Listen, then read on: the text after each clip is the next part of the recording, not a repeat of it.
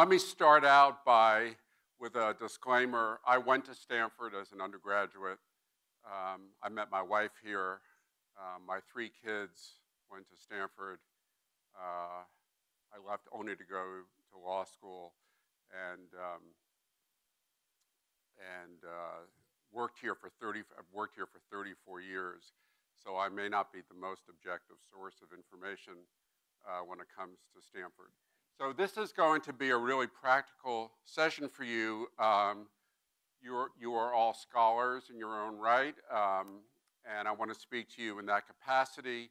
We are offering you an opportunity for graduate education. So you're hearing about all the opportunities that will come your way when you finish college, or for those of you who have already finished and are thinking about the next step of your life.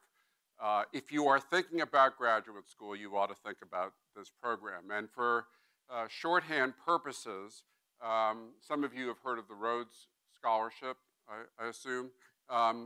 This has some similarities to it, although it's different because it's at Stanford, which is a pretty exciting place to be. We are more New World rather than the Old World. Not a lot of old stone buildings. It's a newer place. And this is a place where you would come to get your terminal degree. If you wanted to go to business school or go to law school, medical school, or a PhD in any program, this is where you'd come. And it isn't a stop along the way to what your next academic opportunity will be. And the other thing that distinguishes this from other programs that you might be considering, other graduate fellowships, Marshall or Schwartzman, some of the other distinguished programs, is that we are interested in creating a community of scholars. So instead of just interviewing individuals, we brought finalists together and we formed a community of scholars who represent different disciplines, who are from around the world, who have different interests and different career goals. And the idea is that if people can work together, they have a better chance of solving big problems. So I hope that the reason you're here, in addition to a great trip to one of the most beautiful universities in the world, that you were thinking about your graduate education, thinking about what's next for you.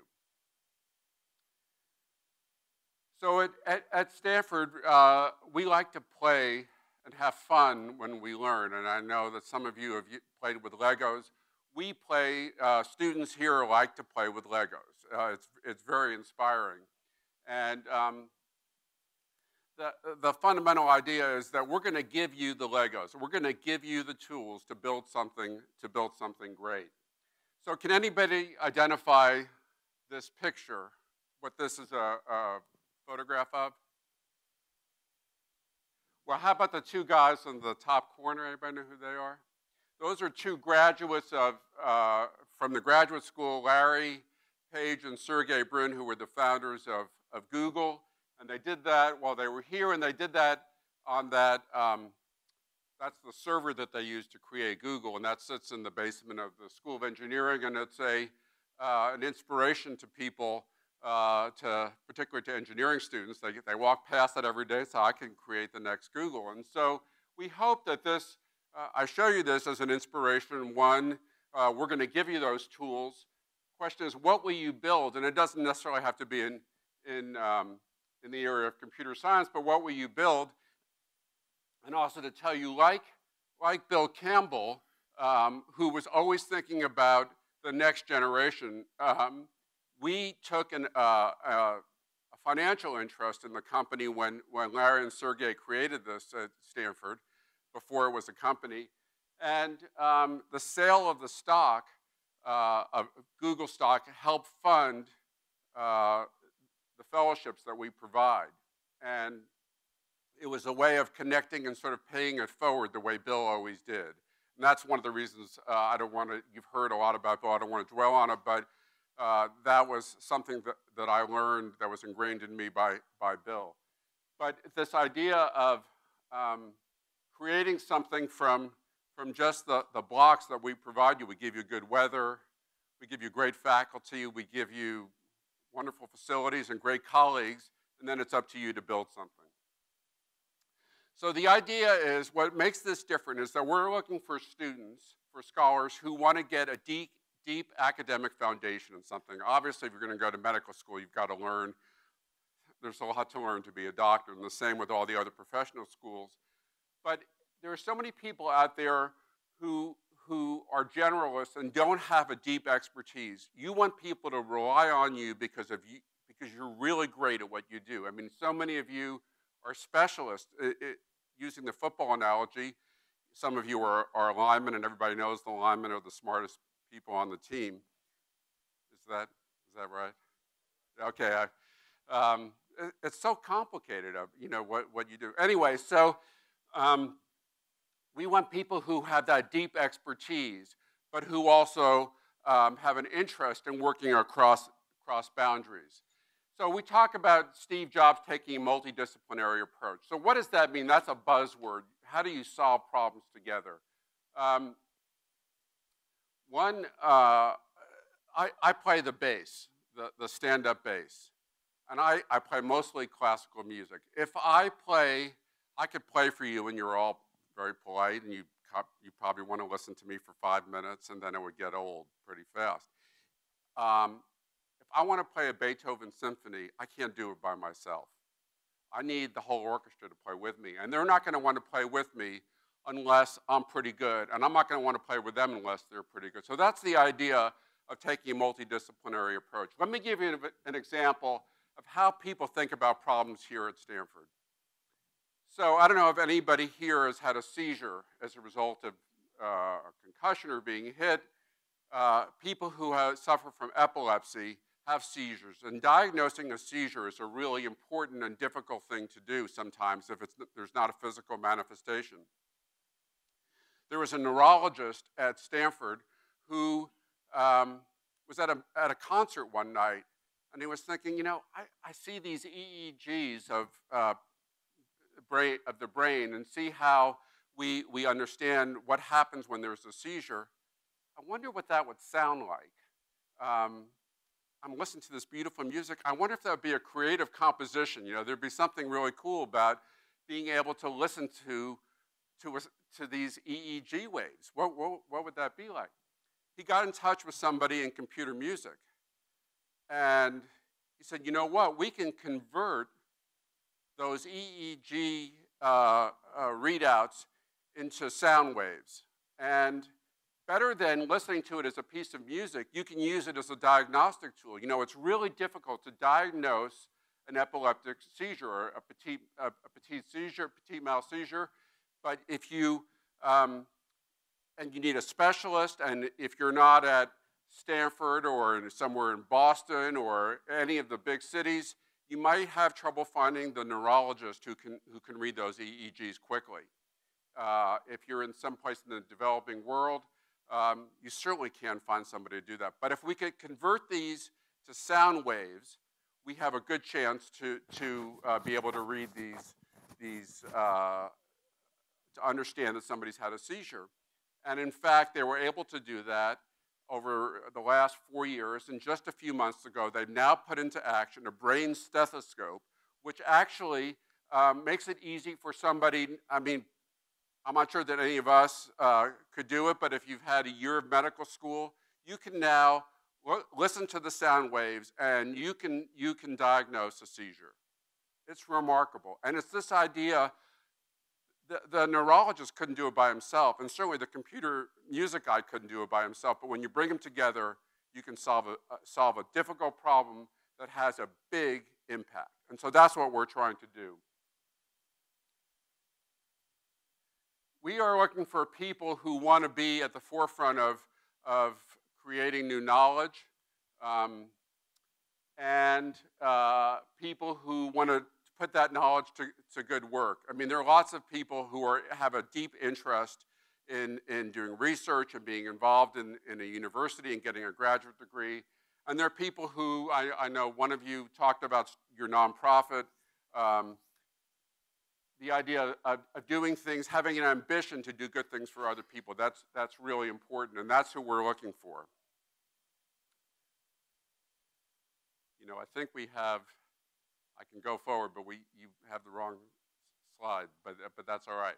So, I put this up here because Martin Luther King represents for me someone who was ambitious to do good things for other people. As we said, there are plenty of people out there who are ambitious to do good things for themselves, but in Martin Luther King, he believed in helping others. And so we want people, you don't have to be the orator that Martin Luther King was. Look, Phil Knight, who gave us the lead gift to fund this whole thing, is very shy, but he believed in Nike. He believed that he could do something big, and so we're looking for people who believe in something and want to carry it forward.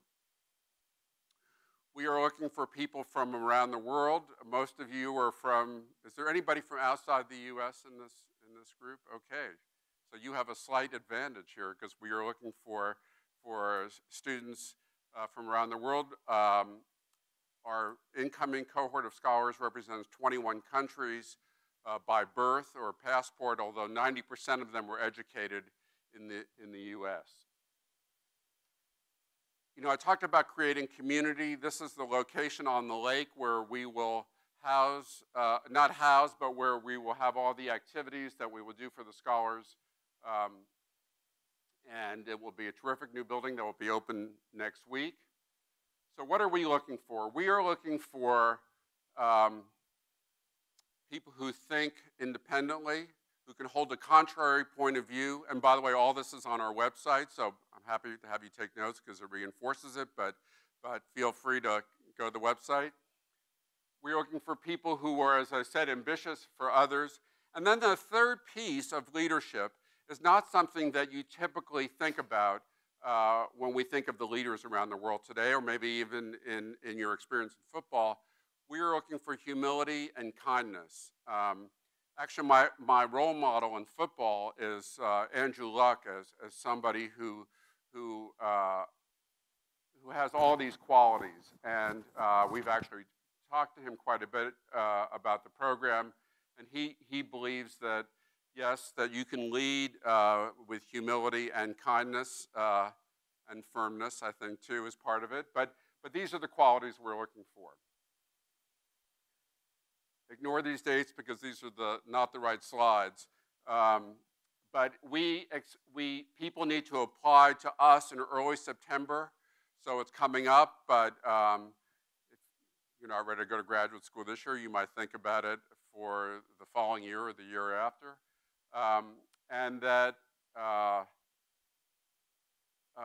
you need to apply to the graduate school you're interested in by mid-November.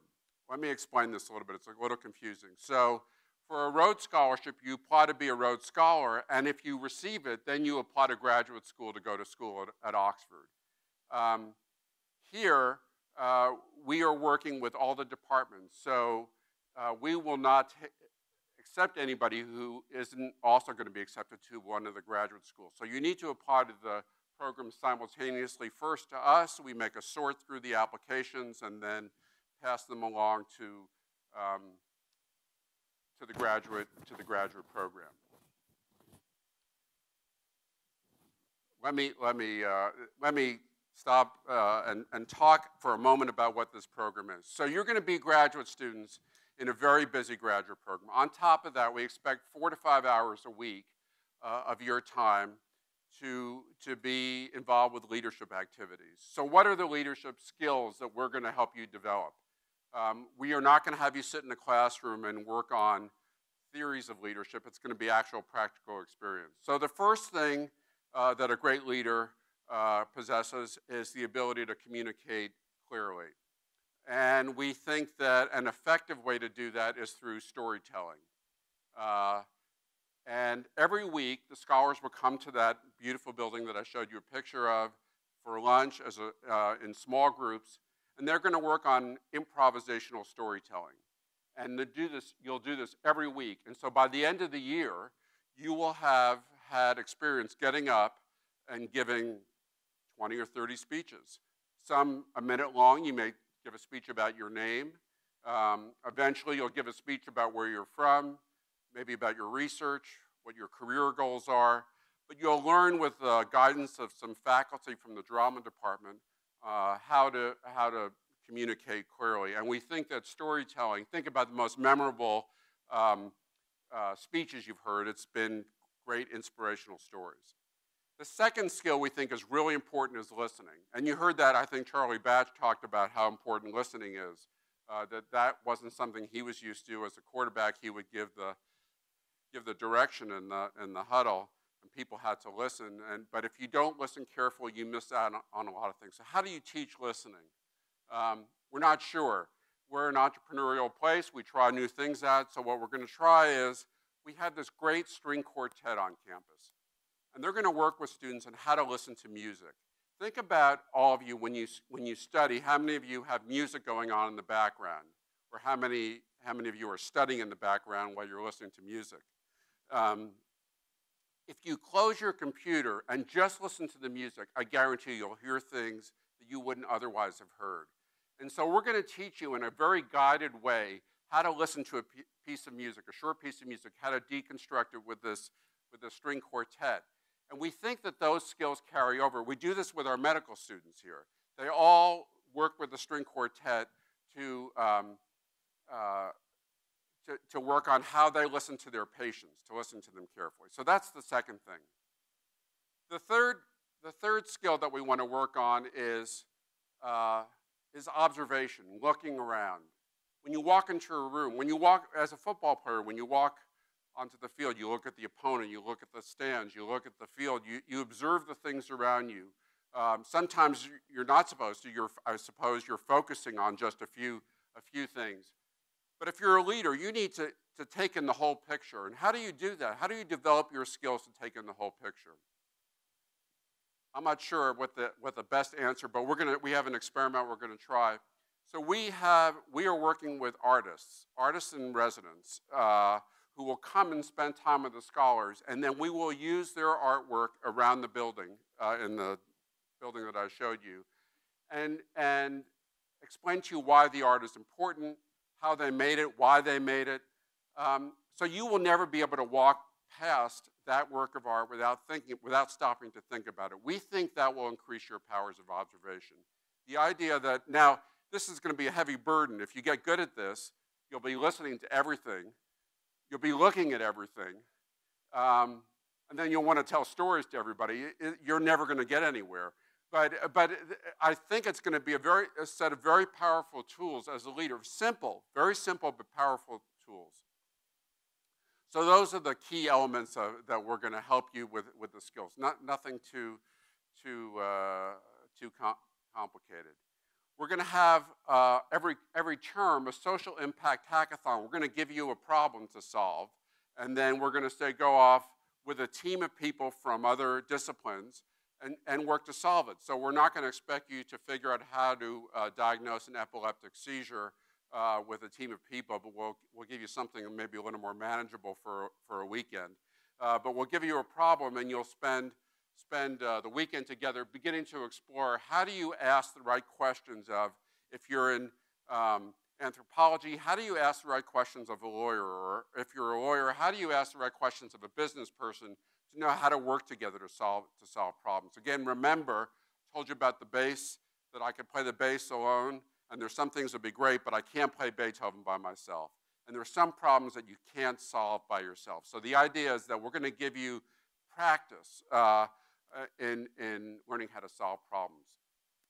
And then the last piece of the program on top of all this is a travel study piece. Now, a lot of you have traveled, at least domestically, and we are organizing trips for the scholars to expose them to areas that might be of interest, but they might not have time to get to become familiar with. And so the problem this year is going to be, we're going to send all of our scholars at our expense to Costa Rica, and they will work on environmental problems down there, trying to understand what's going on, and come back and do one of those hackathons around one of the problems they're doing there. It'll also be fun to go together as a group of 50 scholars to go down there. So anyway, fundamentally, this is for people who are considering graduate school, any discipline that Stanford offers. We pay a full fellowship. We provide 3 full years of funding. It's worth about $100,000 to $110,000 a year. If you are in a program longer than 3 years, med school, PhD program, JD MBA program, the university is committed to paying the balance of your fellowship, so that when you finish at Stanford, you have no financial obligations unless you've done something irresponsible like lease a Lexus or something like that. But the idea is that you will make your choice about what to do next, not because you have to pay off debt, but because you are excited and motivated to do something great and important. So it's graduate school at Stanford, 3 years of funding, a few leadership skills that you'll work on, and most importantly, being part of a community of scholars that will be phenomenal, that will be the best in whatever they do. So with that, let me say thank you, congratulations on all your success. I hope some of you might be interested in this. We'll have a few people here this afternoon who can answer questions for you about the program.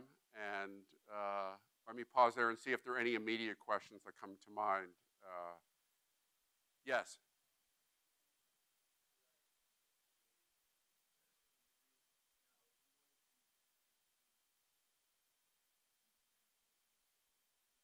Yeah, absolutely. So I think 20 of our 51 scholars this year are working towards a PhD. Phenomenal. Let me tell you, typical, well, this isn't typical scholar, but this story is amazing. So I went to India, to Mumbai, and visited this young woman who started, when she was in high school, developed a manufacturing process to manufacture feminine hygiene products. Taboo issues in India and in the developing world to talk about feminine hygiene. Anyway, she developed this process and set it up in one of the slums, in one of the worst slums of Mumbai. And she only hired women who worked in that slum. She realized, and then she hired a bunch of these women to distribute the product. She got funding for it, so she had to go out and raise money. She realized that most of these women had no education, so she started an education program. Some of the women had been subject to domestic abuse. She started a shelter for the women, and then she had to start a daycare center at the same time. So she's still in high school while she's doing that. She went off to college and got somebody else to run her operation while she was gone, and came back, got the attention of Meghan Markle, who got very excited about this. And then when she just got married, she said, instead of wedding presents, we'd like you to donate money to this operation. And this woman is coming here for her PhD in health economics. She'll be in the medical school. She's incredible. There's a young fellow went to Caltech. Has anybody played against Caltech in football? I don't know that they have a football. I think they have flag football there. So, but they're great in engineering. Anyway, this guy is getting his PhD in material science, and he said that in India there's a problem with drought, and the farmers have a really tough time. And in fact, it's put incredible emotional strain on the farmers there. So he is using artificial intelligence. He has come up with a way to take the information from satellite data to look at weather patterns and to be able to predict sort of how much water you should use and when you should use it for farming. And he's linked it up to an irrigation system. And he started a company, and I think that he's been now connected with the biggest agribusiness company in India, and they're interested in taking his new intellectual property and putting it into use in India that will help farmers. So it's this idea of he's studying in a deep way, getting his PhD in material science, and then he's going to go on and have something that will be applied to solve big problems. So these are the kinds of stories that of people you will come into contact with. They just have different ways of thinking about solving problems, and it's for people in PhDs and in any field. It could be community health, economics, and it could be in music or art.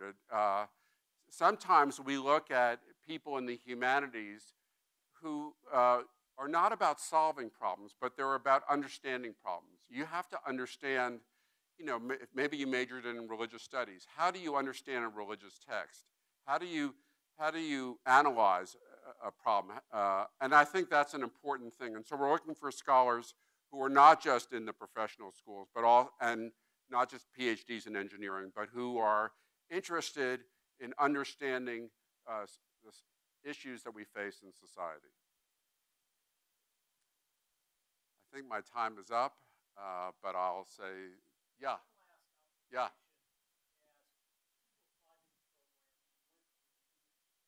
Yeah. Yeah.